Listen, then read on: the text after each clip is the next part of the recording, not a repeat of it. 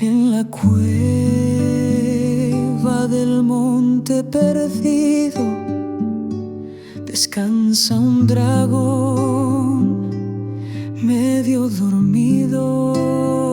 Sus escamas cantan amatistas vivas, un fulgor que el tiempo nunca esquiva.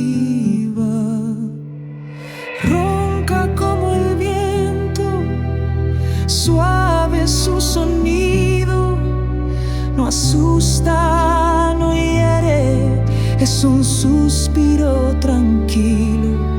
Es la cuna del dragón ronquido, un gigante amable, un guardián rendido.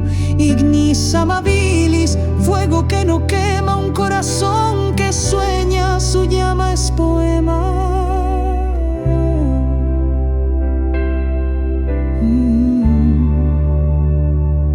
Sus ojos reflejan cielos lejanos, sus garras nunca hieren manos humanas.